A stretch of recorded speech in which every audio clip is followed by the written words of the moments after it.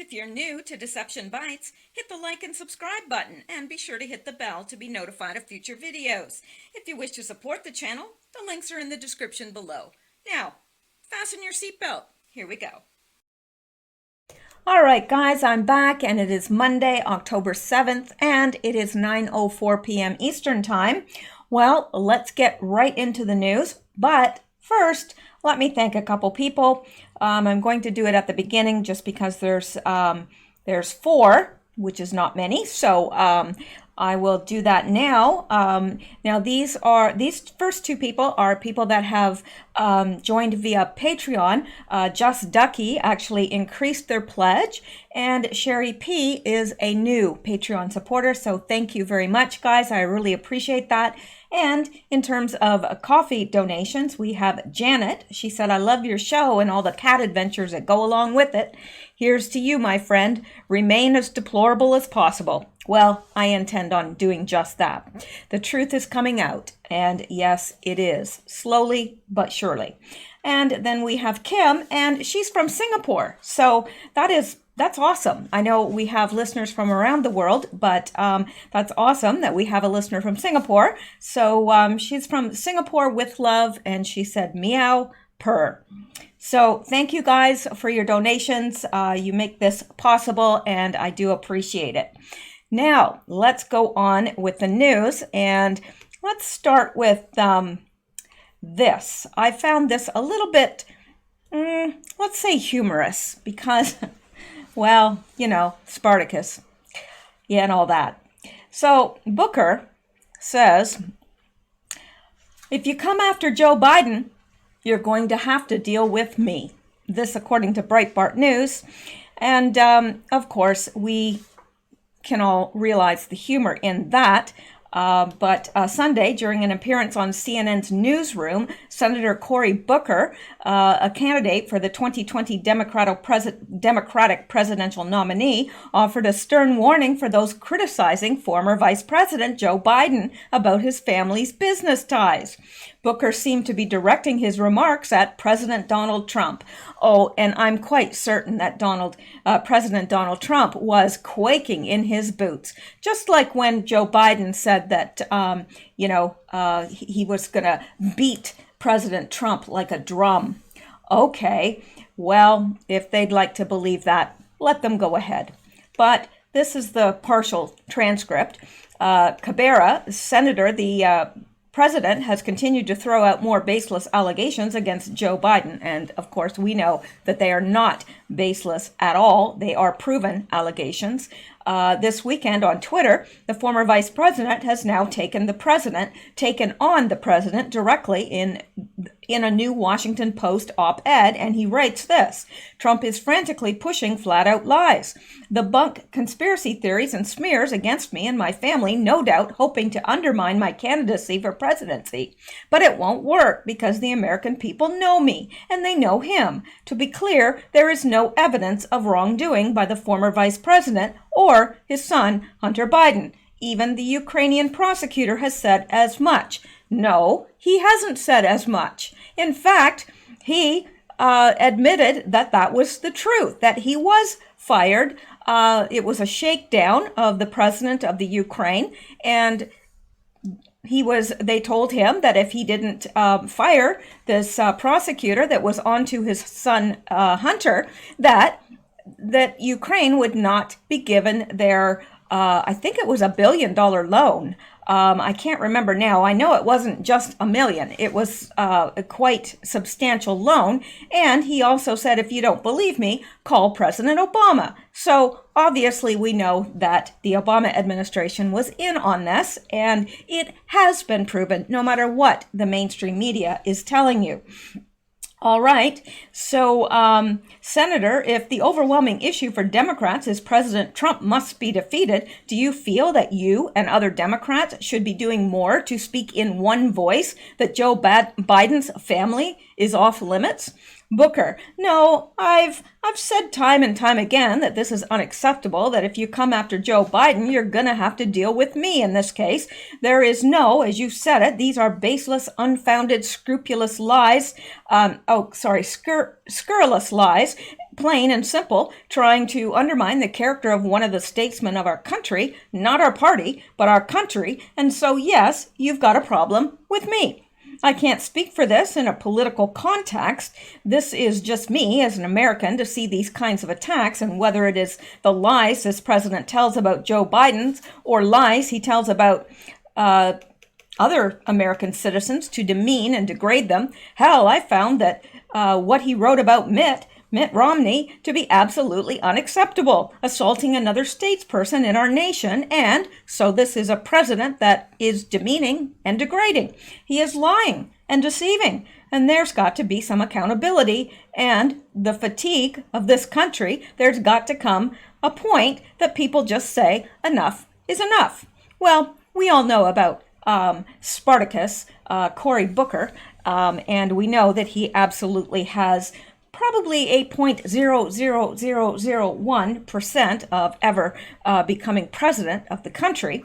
But, you know, he's got to maintain the party line and speak the same news as the Democratic, what would you call it, the propaganda arm of the Democratic Party, which we know to be the mainstream media. You know, we are a nation of virtue. We're a nation where character matters, and this president is engaging in a level of moral vandalism. Moral vandalism. Wow. That has got to offend the sensibility of all Americans. And so, yes, I'm sorry. I was taught by my parents to stand up for yourself, but even more noble than that, you should stand up for others who are being wrongfully attacked. And I don't care if it's one of the fellow Republicans, Mitt Romney, or the character of Vice President Joe Biden. It's unacceptable. And he'll have a problem with me. And I will always speak out against those kinds of scurrilous attacks, especially from a coward who is showing the greatest type of weakness there is, which is lies, deception, and cowardness. Wow. Takes one to know one, doesn't it? I think Spartacus is probably the biggest coward there is, and we know that it has come out now that that is exactly what Joe Biden did. He has admitted to it on camera, and yet they still spew this propaganda, which is all it is. It's propaganda. So I found that a little humorous. I kind of likened it to when Biden said, "Oh, I'm going to beat Trump like a drum." Sure he is. Okay. So there you got Spartacus giving his 2 cents, which probably with inflation is probably worth 1.5 cents at most. So let's go back now and take a look at what else we have. Now, I'm going to skip a few things, hopefully, and thank you to you guys that have been asking about my stepfather. He is doing better. He's still in the hospital, battling pneumonia, very, very severe pneumonia, but there is a chance he may be coming home tomorrow, so we are hoping for that.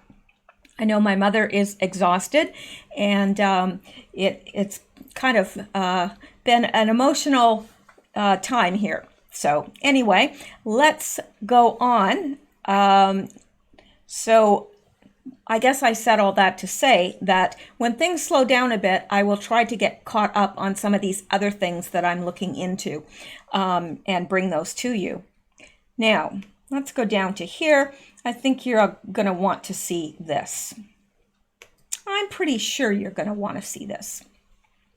This from Glenn Beck, who has been doing a marvelous job at breaking all of this down, doing a fantastic job, and certainly is not towing the mainstream media line when it comes to all this. He is taking a higher road, and I appreciate that.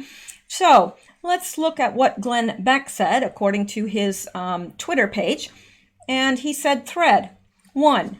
Nancy Pelosi and Adam Schiff, after 2 years of investigation and millions of dollars, wouldn't impeach Donald Trump. But a single whistleblower based off of hearsay was enough to change their minds. Why? Consider these facts. Democrats want you to only focus on the July 25th call. If you're doing that, then you're not looking at what Democrats have been doing in Ukraine for the past 5+ years. Corruption, greed, strong-arming a foreign government, and the manipulation of the U.S. election. Yes, you can scratch Russia off the list. Russia had nothing to do with it. It was all based in the Ukraine. We know that now. In February 2014, the Ukraine regime fell. Democrats were all over the place in Ukraine, although all the media was concerned about was Paul Manafort. But Democrats sent Obama's White House counsel, chief strategist for Hillary and Bernie, Tony Podesta, and Obama's pollsters. In March 2014, Obama made Biden the point man for Ukraine. And in April 2014, Devon Archer visited Biden at the White House. 5 days later, Biden arrived in Kiev for his first meeting with the Ukraine government. Biden's meeting in Ukraine was regarding a program to assist Ukraine's natural gas industry, and also discussed the first $1 billion in U.S. assistance. The day after this, Archer was named to the board of Burisma. Of course, we all know that name. That is the natural gas company, which Hunter Biden was part of the board. So, and, Joe Biden can deny that he knew anything about Hunter's business dealings, all he wants. We've got a picture of them all golfing together. So, yes, he did know about his son's business dealings, and the son used his father's clout to get onto that board, because we know that only 2 months previously he had been kicked out of the Navy for cocaine use. Then all of a sudden he gets this big job, and they keep reporting that he was making only $50,000 a month. That's not true. And I've got that later on in the show. He was making far more than that every month.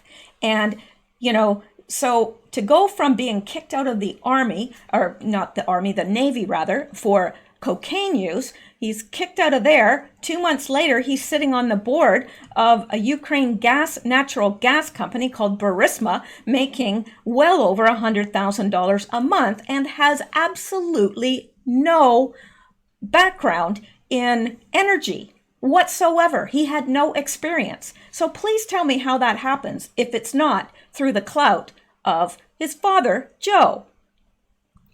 Exactly. So, Biden's meeting in Ukraine was regarding a program to assist Ukraine's natural gas industry, and also discussed the first $1 billion in U.S. assistance. The day after this, Archer was named to the board of Burisma. 3 weeks later, Hunter Biden joined the board. Obama rode in on his white horse to save the day, guaranteeing a $1 billion sovereign loan, $320 million in general assistance, and a fleet of advisors and experts. The Obama admin became the Ukrainian piggy bank. And by virtue of that, who became the Ukrainian piggy bank? That's right, the American taxpayers, because that is who paid for it. Didn't come out of these guys' pockets. They didn't mind giving away our money at all. So, in April 2015, the Obama administration and the IMF mandated that Ukraine set up a national anti-corruption bureau, and they signed an information sharing agreement with the FBI. The Obama admin would know all the dirty laundry that Ukraine might dig up. A man named Artem Sindnik was tapped to be the first director, a position he still holds. In March 2016, Biden forced the removal of Ukraine's general prosecutor, Viktor Shokin, who was investigating Burisma. Biden claimed it had nothing to do with his son, but Shokin's sworn testimony in a European court completely contradicts that. Yeah. And of course, we know that Biden did that because we have him on tape bragging about it. He was bragging about it. He was very proud that he got this man fired. And this man was just doing his job as prosecutor by looking at Hunter Biden. So, yeah, the mainstream media here can say all they want, but we've seen him on video bragging about it. And the other thing is, they say all this about the phone call, but we've got the transcript. It's been released by the White House. So while most people are just looking at CNN and saying, well, that's the truth. If they said that, that's the truth. We've got the actual transcript, which is nothing like is being, propagated by the mainstream media. So let's go on here. And it says meltdown, DNC colluded with Ukraine, report, shocking. Well, it's not so shocking to us because we've already known about it. So that is why it's good to, listen to alt media that is actually reporting the things that the real media will not report on. Why don't they report on it? Well, we know. And a lot of those media, especially in Canada, they are paid by the government. And if they don't report what they are told to report, they don't get the grants. So naturally, they're going to spout whatever propaganda it is that they want them to spout. All right. And of course, it's the same in the States and has been for a very long time. I think that is it for that. We've got another few things here, but I think we'll wrap that up. Of course, none of this is really new, but it's interesting nonetheless. And it's good to put it succinctly so we can keep reminding ourselves what this is all about and why. And we know the bottom line is they don't want Trump to win the next election, which of course he will. He is packing out stadiums all over the U.S. and has continually throughout his presidency, which they refuse to report on. And the others can't even draw a crowd of 100 to 200 people. So we know that despite their fake polls, we know he's going to win. And they've all stated, Nancy Pelosi says, we've got to impeach him so he doesn't win. Well, that's not an impeachable offense. You can't impeach somebody so they won't win an election. And impeaching a duly elected president is serious because they are undoing the results of a duly elected president. He was elected fair and square. That was the will of the people. It's the will of the people, but they don't care about that. And many of them in the Democratic Party have stated, well, we want to impeach him because we don't want him to win again. Not good enough. Not good enough. And more people are waking up to this, as we can see. So anyway, let's go back here and see what else we have to get into. Now, we've already looked at Booker here. And this was in the news today, and I'm sorry, I don't know. You're going to find this hard to believe if you haven't heard it already, but let's go take a look at it. This from Liberty Unyielding. Ilhan Omar concerned that critics hate her because she's, quote, one beautiful package. Right. So this is actually news from yesterday, but still pretty new. Radical Democrat Ilhan Omar believes the president and his supporters despise her because they're racist who can't accept that she's one beautiful package. Omar, borrowing from the narcissist playbook practically perfected by the Obamas, made the comments during an appearance on the late-night comedy show Full Frontal with Samantha Bee. When asked why she thinks President Trump focuses on her, Omar didn't mention her consistent ignorance of all things American, her perpetual anti-Semitism, or her supportive views of terror groups. Instead, she believes it's because Trump doesn't like women and immigrants. For me, I think he is terrified at the fact that I sit on the intersectionality of many identities that he really despises. A woman, an immigrant, Muslim, refugee, and hijab in one beautiful package, Omar insisted. Right. Yeah, it couldn't be the myriad of other issues that B failed to mention during the interview. Things like tax fraud allegations, marriage fraud allegations, immigration fraud allegations, and campaign finance violations. No, it can't be that. It must be that she's just one beautiful package. Right. I'm sure we all believe it, don't we? No, of course we don't. Right. It's because they don't like what she looks like. She's just too beautiful for them, I guess.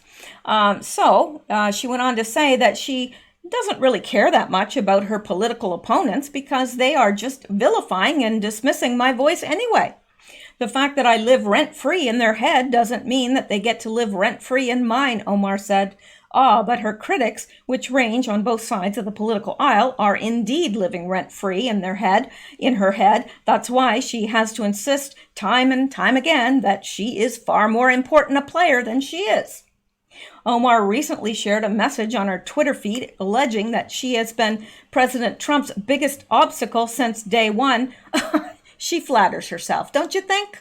Yeah, I don't think so. But anyway, prior to that, the radical Democrat declared herself an absolute nightmare and Trump's biggest nemesis in an interview for the Huffington Post. Yes, and I also see that her husband has failed for divorce, but I'm not sure. Which husband is that? Is that her brother, her full-blooded brother that she married? Or is that husband number 2? Because I think she divorced her brother, married husband 2, and then went back to her brother. I don't know. I can't keep it straight. Can you? I don't know. But he is asking for a divorce because she had an affair with her campaign staff member. Now, as a Muslim woman, you would wonder how she gets away with that. I don't know. I think that they take a very dim view of that, and of course, if she was in her home country of Somalia, we know she would be stoned to death. But she is in the freedom of America, and yet she hates America and she hates Americans. Go figure. So anyway, let's go on because we've got bigger fish to fry tonight. All right. And this from Daniel Baranowski. I really appreciate his opinions. Debbie, her last name is Dingell, but I call her Debbie Dingbell instead of Dingell because she said this morning that Pencil Neck Schiff is one of the most decent people she knows. Wow. One of the most decent people she knows. She must know some awfully scuzzy people. Really, when you think about it. If Adam Schiff is one of the most decent people she knows, what does that say about the other people that she knows? I'm just asking. Either she doesn't know a lot of people, or she has a very twisted definition of what decent means. I'm not confused about Schiff. Are you? I'm certainly not confused, and I don't think you guys are either. We know exactly what he's done, and we're waiting for the hammer to fall. And let's hope it happens soon. He really should be impeached himself for what he just got away with in the Congress. So, anyway, oh, and by the way, you guys corrected me last night because I said it was Joe Biden's niece, and then I said it could be Hunter's daughter, which would make Biden her grandfather. And I don't know why I said that. I was not thinking clearly because it would have to be his brother's daughter. That's who the niece is. So anyway, thank you for the correction. I appreciate that. We all need somebody to correct us when we're wrong. I'm glad I have all you guys because you're pretty sharp cookies most of the time. All right. And this by Joel Fisher, breaking news. And this is from John Solomon. So we know that he is a very trustworthy source. John Solomon discovered that Hunter Biden was being paid, okay, this is what I was alluding to earlier, $167,000 a month, not the $50,000 they have been claiming. Interesting. $167 a month to somebody that has no experience whatsoever in the energy field or doing much of anything except for getting kicked out because of his rabid cocaine use. Right, so that's fascinating if you ask me. And of course, in a way, you did ask me, or you wouldn't be listening to me now. All right, so, and it says, transcript, Biden appears to squeeze the Ukrainians to pump up son's firm. And that's exactly what he did. Now, this is interesting, and I'm just going to say right now, because I don't want to lead anybody astray, and I certainly don't want anybody to think that I know more about a topic than I do. I am not up to snuff on what is going on in Turkey right now because of everything that's going on. I wish I was more up to date on what is happening. I do understand it to a point, but I really need to dig further into all sides of this. However, I am going to read these tweets by Donald Trump. Said the United States was supposed to be in Syria for 30 days. That was many years ago. We stayed and got deeper and deeper into battle with no aim in sight. When I arrived in Washington, ISIS was running rampant in the area. We quickly defeated 100% of the ISIS caliphate. And there's no question that that's true because when Obama was in office, of course, it didn't matter what they did, they couldn't get ISIS under control. And Trump, very quickly after he took office, ISIS was wiped out. Interesting. Very interesting. So let's go on. He says we defeated 100% of the ISIS caliphate, almost 3 years, but it is time for us to get out of these ridiculous, endless wars, many of them tribal, and bring our soldiers home. We will fight where it is to our benefit and only fight to win. Turkey, Europe, Syria, Iran, Iraq, Russia, and the Kurds will now have to figure the situation out. And what they want to do with the captured ISIS fighters in their neighborhood, so he's saying they're going to have to figure this situation out and what they're going to do with the captured ISIS fighters that were captured in their neighborhoods. They all hate ISIS, have been enemies for years. We are 7,000 miles away and will crush ISIS again if they come anywhere near us.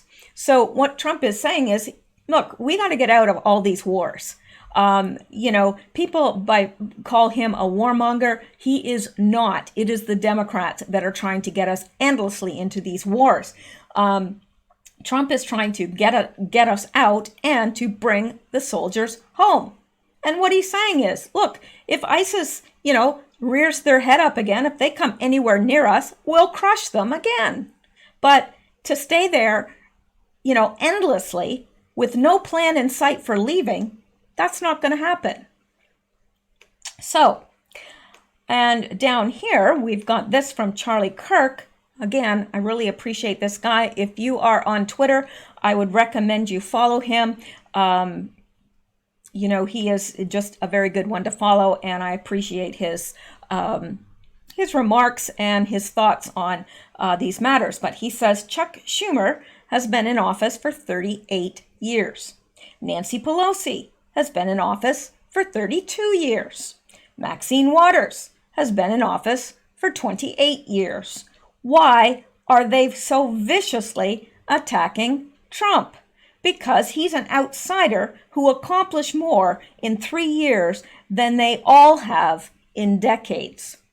And of course, we know that to be true. Remember when Obama said, because Trump said he was going to bring jobs back, and Obama made fun of him and said, what, does he have a magic wand? Well, apparently he must. Unemployment rate is the lowest it's ever been in the U.S. The economy's doing good. There's jobs coming back. There's factories returning. So, yeah, apparently he must have a magic wand or something. I don't know. So, now let's go down here, and we have more from President Trump.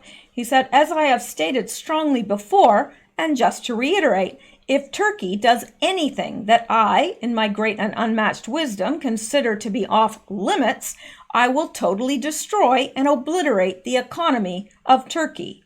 I've done it before.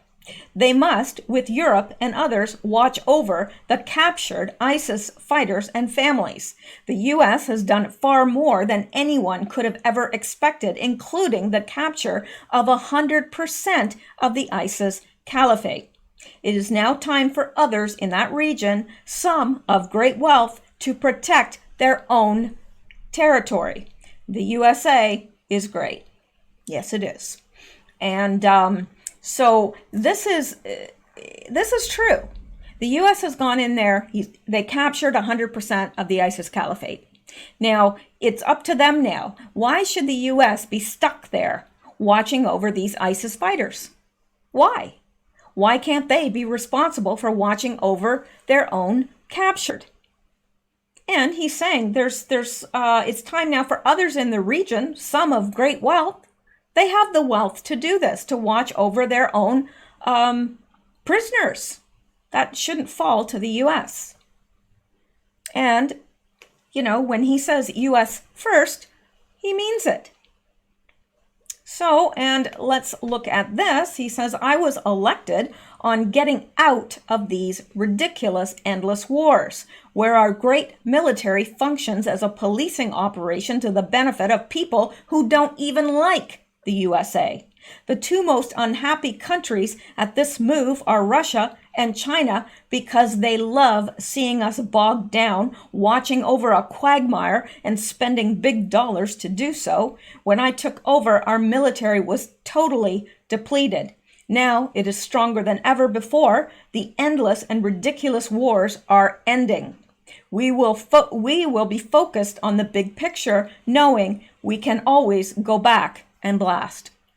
And that's true. They do have a vested interest, Russia and China, in keeping the U.S. tied up in these endless wars, bogged down, spending money that they don't have to be in wars they shouldn't be in the first place. Makes sense to me.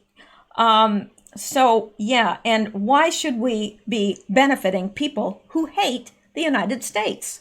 Why? Why does the United States have to police the world? It doesn't.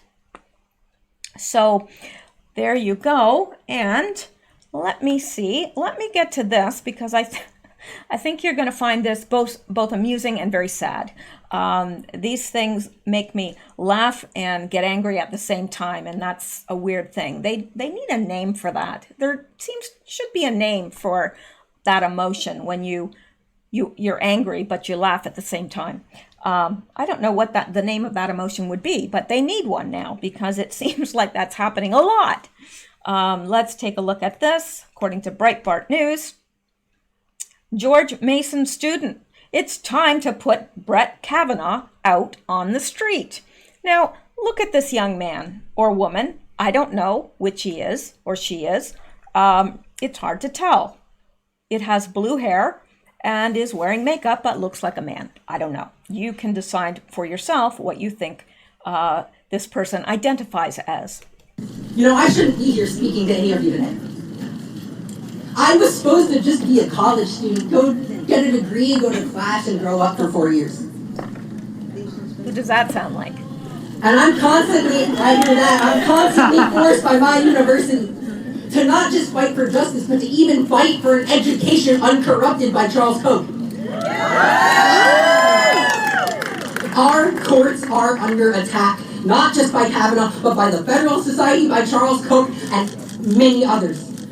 We beg you to pay attention to George Mason and what's happening there, because if we fail to repel Koch's attempts at infiltration, it'll be way too late for anything to be done. So today, we're here to tell Congress there's no place for predators on our courts. We want Charles Koch's meddling in higher ed and the judiciary to be brought to an end. And most importantly, that it's time to put Brett Kavanaugh out on the street. And if they refuse, it's time for you and you and you and me to run for their seats. Wow. Let's hope that whoever that is, whatever that is, doesn't run for anybody's seat unless it's a seat to just sit down and be quiet. That's the kind of seat that they should be running for. Anyway, hundreds of leftists gathered in protest of Justice Brett Kavanaugh in Washington, D.C. on Sunday, October 6, marks 1 year since Kavanaugh was confirmed as a justice on the Supreme Court of the United States. It's, quote, "It's time to put Brett Kavanaugh out on the street," proclaimed one protester. "I shouldn't be here speaking to any of you today. I was supposed to just be a college student," said a George Mason University GMU student at a podium during the protest, apparently channeling Swedish climate alarmist Greta Thunberg, who said, "I shouldn't be up here. I should be back in school," at the UN Climate Action Summit last month. I don't think any of us will ever forget that. "I was supposed to go get a degree, go to class, and grow up for 4 years," continued the student. Well, I have news for him. I don't think he's grown up. But anyway, and I'm constantly forced by my university to not just fight for justice, but to even fight for an education uncorrupted by Charles Koch. Coach, I'm not sure how you pronounce his last name. "Our courts are under attack, not just by Kavanaugh, but by the Federalist Society, by Charles Koch, and many others," the student added. "We beg you to pay attention to George Mason and what's happening there, because if we fail to repel Koch's attempt at infiltration, it'll be way too late for anything to be done." Okay, yeah, let's take his word for that, or her word for it. I don't know what that was actually, but today we're here to tell Congress there's no place for predators on our courts, the student declared. "We want Charles Koch's meddling in higher education and the judiciary to be brought to an end, and most importantly, that it's time to put Brett Kavanaugh out on the street," affirmed the student. "And if they refuse, it's time for you and you and you and me to run for their seats." Alrighty then. Right. They're just never going to leave Brett Kavanaugh alone, are they? Really? And yet, his accuser, who was part of the CIA, we have now discovered, and who was put up to this, and who lied on the stand, nothing happened to her. In fact, she got $1 million from her GoFundMe account. Yes, we remember. Two-door Ford, who claimed she had to have a second door put in her home because, why? Oh, she was just so frightened that that someone might accost her and she wouldn't be able to get out of the door. It might be blocked. So she had to put this second door in her home. And that's why I forever will call her Two-Door Ford. And we also know now that the reason she had the second door put in is because she split her home so she could rent out the other half. Right. And this woman is now a millionaire. She lied on stand. Even her best friend, who she claimed was there at the time, said, "I don't know what she's talking about." So, yeah. Anyway, I don't know if they're ever going to leave poor Brett Kavanaugh alone. And all of this, of course, because of his stance on abortion. You know that's where all of this stems from. All right, well, let's go back now, see what other trouble we can get into. And let's take a look at this. I meant to get to it before, but before I do, I want to make sure some of this I'm going to leave, and I want to get to this as well. This came out it may have been today. Let me look at the date on here. 7th, yes, it came out today, and it says, this is from The Sun in the UK. Sex slaves, girls like me, some as young as 9, are being forced by controversial leaders to marry and have sex with dozens of men in sick pleasure marriages, quote, pleasure marriages. So let's hang on here. I'm not sure how long this video is, so I don't, it's 2 minutes and 4 seconds, so that's all right. We'll play this.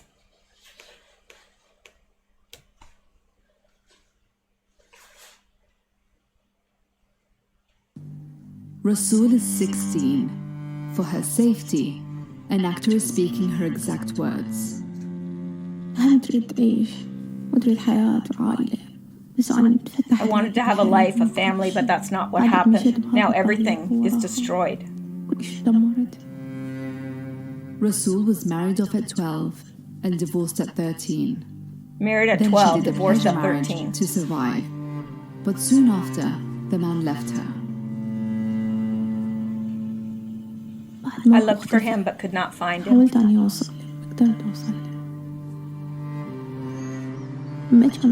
There was nothing I could do, so I contacted the cleric. With a sister to support, Rasool says she had little choice but to start working for the cleric. When he phones me and says he's found someone, I can't say no.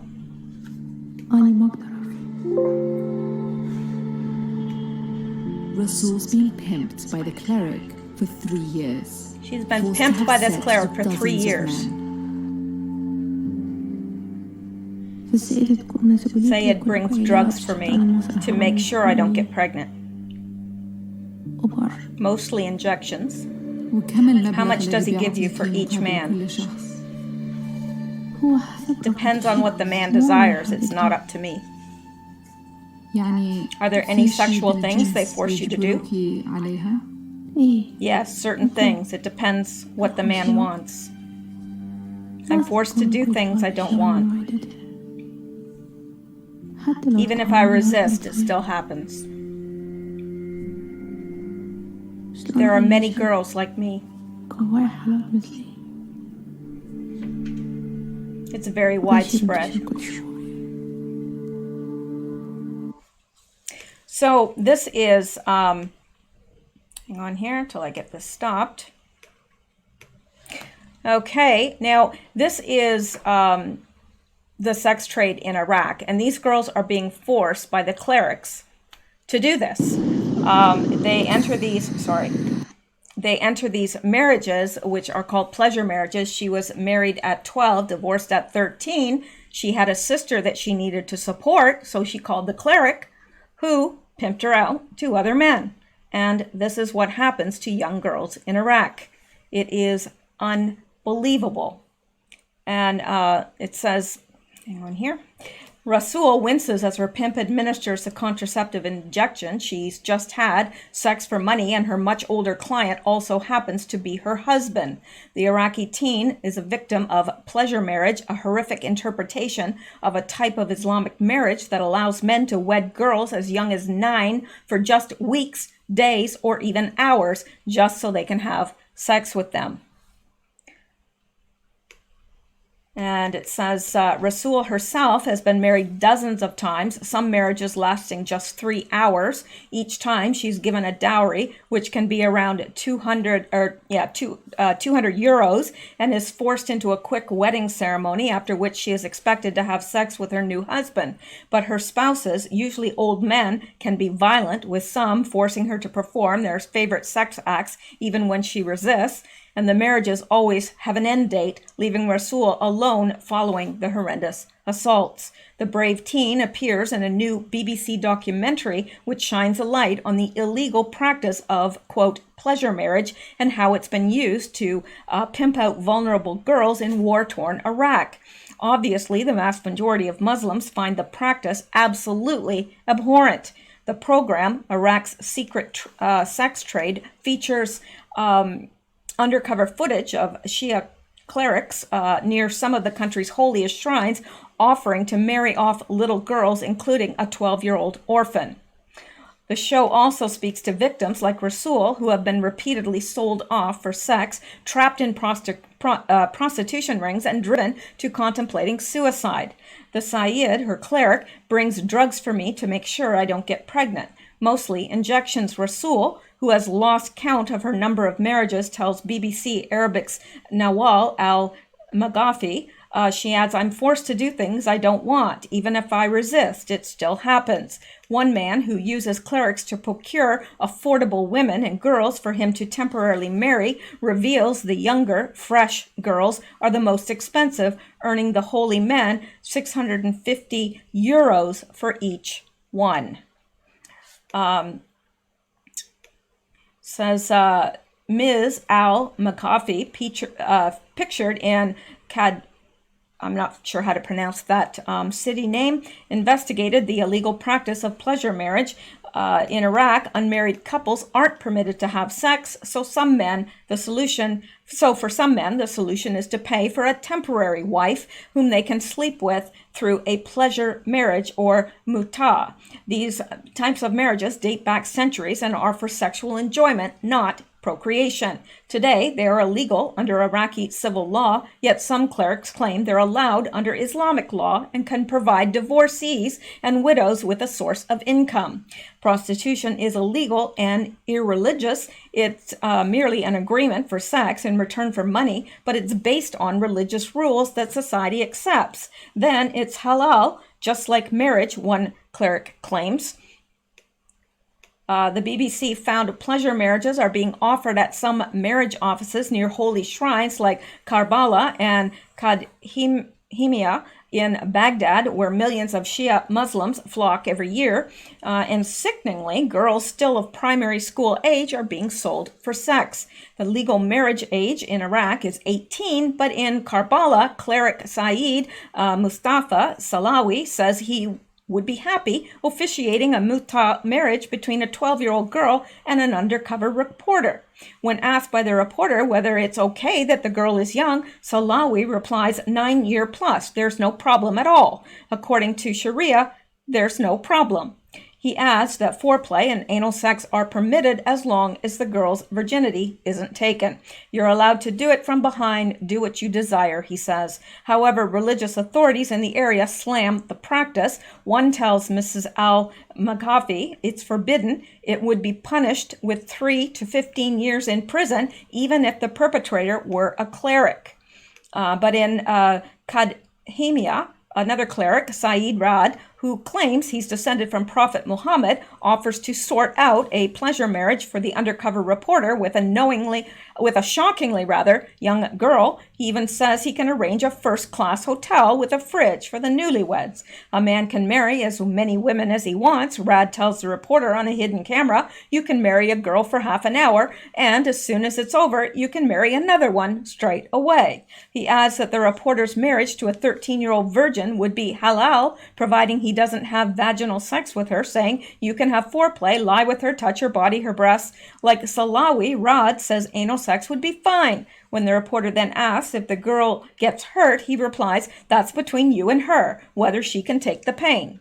Undercover footage also shows Rad agreeing to procure a girl for the journalist, yet when later approached by the BBC for a response, he completely denied performing muta marriages. With pleasure marriages, both parties must agree to a contract specifying the end date and dowry. However, these contracts don't have to be written. They can simply be verbal. And in many cases, women and girls feel like it's their only option.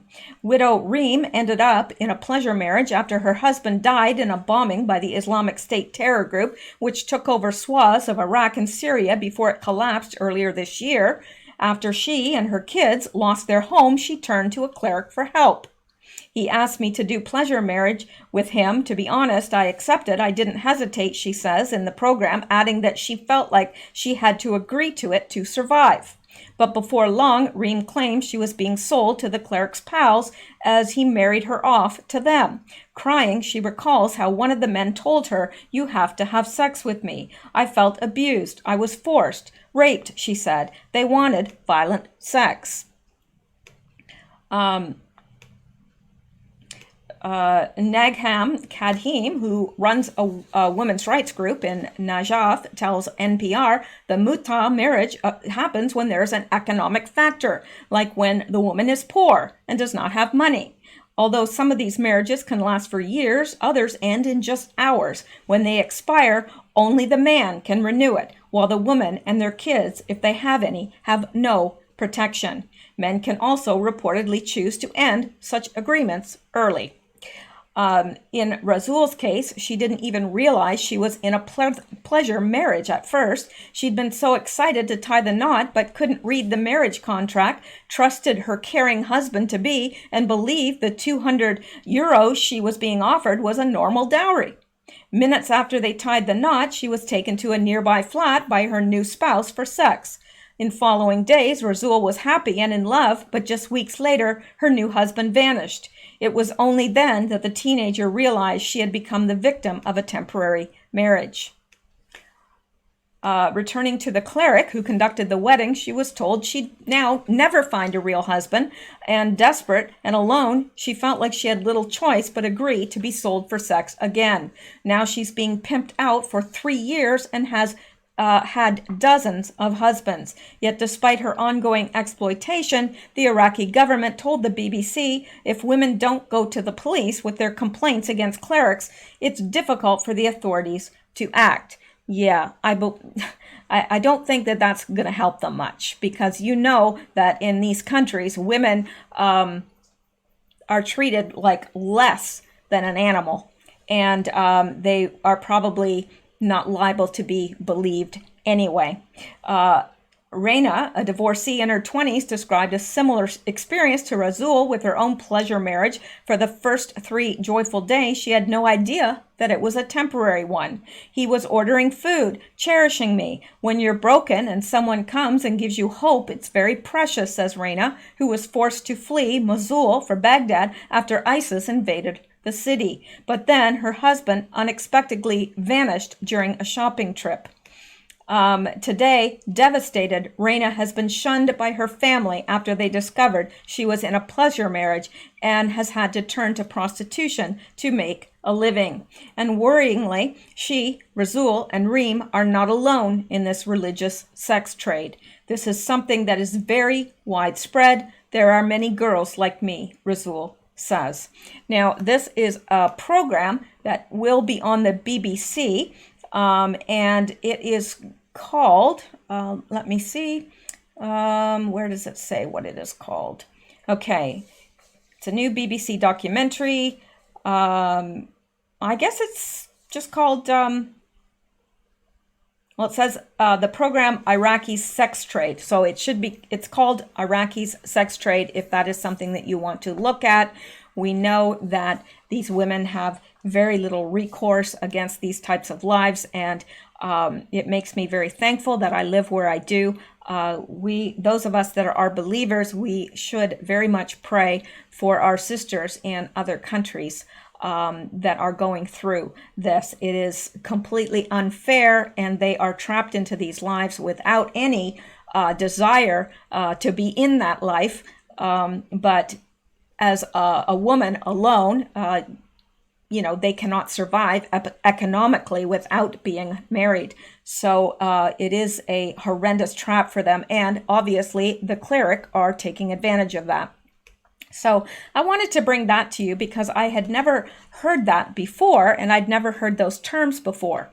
So very interesting. Now, it is 9:57, and I am going to break there for tonight. Hopefully I will be back tomorrow. I expect to be, and we will get into some more then. And hopefully later this week when my stepfather, yes, I don't know why. Sometimes I call him my father-in-law, which is so ridiculous because I'm not married. I can't have a father-in-law. So anyway, when my stepfather is out of the hospital and things calm down a bit, I am hoping to get, have several nights where I do 2 videos and get caught up with some of these things that I want to bring to you, because they're all very fascinating and quite pertinent and timely. And of course, we are expecting Q to be back anytime now because 8chan is back. Well, they are testing it. It's in beta stage right now. So we're hoping that it is up and ready to go very soon. They are just making sure everything, the security is okay and everything is working according to plan. So that is something to look forward to as well. Anyway, thank you guys so much for listening. I appreciate you guys more. I wish I could convey to you how much I appreciate you. You cheer me up, you make me laugh, you encourage me, you pray for me. What else could I ask? And you support this program in some monetarily, some through prayer, some through just encouraging and making me laugh. And it's all good to me. So thank you guys so much. I'm going to sign off for tonight. You guys stay safe, stay well, stay blessed, and keep seeking truth because you got it. Deception bites. Good night.